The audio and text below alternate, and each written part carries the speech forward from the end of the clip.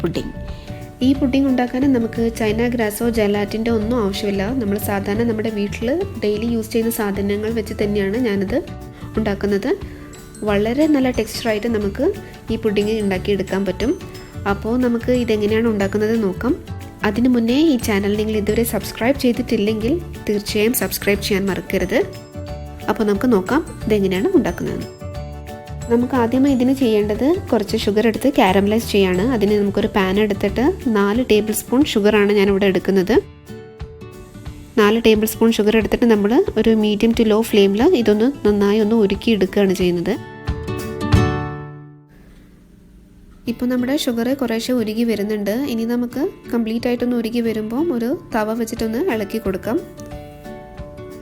ഇതൊരു നല്ല brown colour ആവുന്നത് വരെ നമുക്കിതൊന്ന് നന്നായി ഒന്ന് ഇളക്കി കൊടുക്കാം.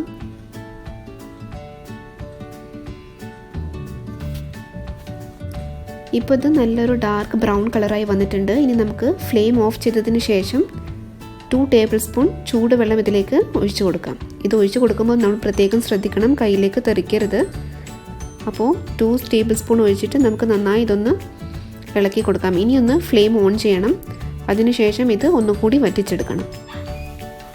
ഇപ്പോൾ നമ്മുടെ കാരമലൈസ്ഡ് ഷുഗർ കുറേശ്ശെ തിക്കായി വരുന്നുണ്ട്. ഇനി നമുക്ക് ഫ്ലെയിം ഓഫ് ചെയ്യാം. ഇനി നമുക്ക് കാരമലൈസ് ചെയ്ത ഷുഗർ ചൂടോടുകൂടി തന്നെ പുഡിംഗ് ഉണ്ടാക്കുന്ന പാത്രത്തിലേക്ക് ഒഴിച്ചു വെക്കാം. അതുമാത്രമല്ല, നമ്മൾ ശ്രദ്ധിക്കേണ്ട മറ്റൊരു കാര്യം എന്താണെന്ന് വെച്ചാൽ, ഞാനിവിടെ യൂസ് ചെയ്യുന്നത് ഒരു ഗ്ലാസ് ബൗളാണ്. ഇത് ഹീറ്റ് റെസിസ്റ്റൻറ്റ് ഗ്ലാസ് ബൗളാണ്.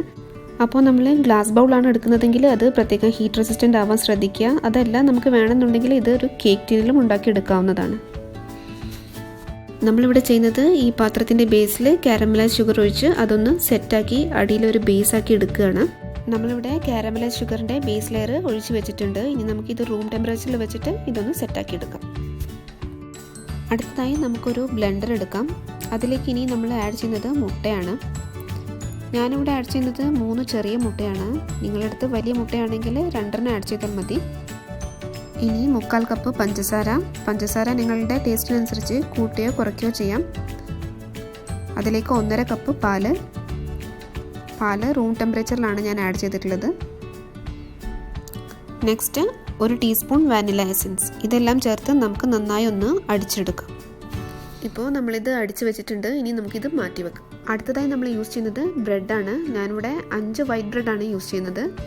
അതിനായി നമുക്കിതിൻ്റെ സൈഡ്സ് എല്ലാം കട്ട് ചെയ്ത് ചെറിയ പീസസ് ആക്കി ഈ ബാറ്ററിലേക്ക് ഇട്ട് കൊടുക്കാം.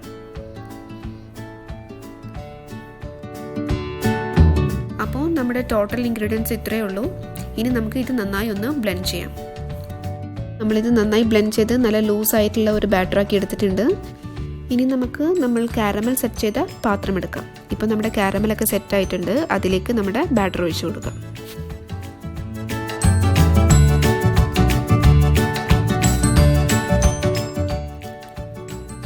അപ്പോൾ നമ്മൾ ബാറ്ററെല്ലാം ഒഴിച്ച് ബൗൾ റെഡിയാക്കി വെച്ചിട്ടുണ്ട്. ഇനി നമ്മൾ ഇത് ഉണ്ടാക്കാൻ സ്റ്റീം ചെയ്തെടുക്കുകയാണ് ചെയ്യുന്നത്.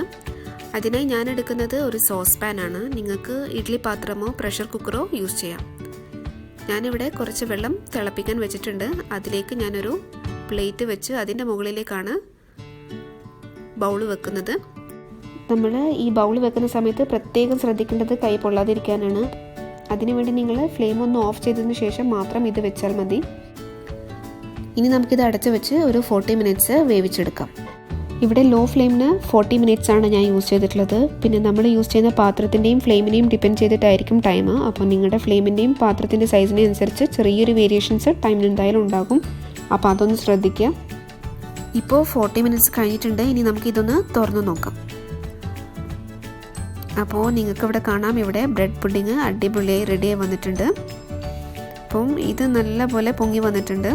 ഇതൊന്ന് തണുക്കുമ്പോൾ ഒന്ന് ചെറുതായിട്ടൊന്ന് താന്നു വരും. ഇതിൻ്റെ കളറിനും ചെറിയൊരു ചേഞ്ച് വരും.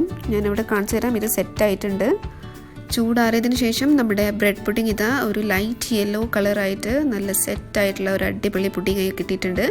നമുക്കിതിൻ്റെ ലെയർ കാണാം. അടിയിൽ കാരമലൈസ്ഡ് ലെയറാണ്. ഇനി നമുക്ക് ഇതൊരു പ്ലേറ്റിലേക്ക് ഫ്ലിപ്പ് ചെയ്തെടുക്കാം. അപ്പോൾ ഇവിടെ കാണുന്നത് നമ്മൾ ഫ്ലിപ്പ് ചെയ്തെടുത്ത ബ്രെഡ് പുഡിംഗ് ആണ്.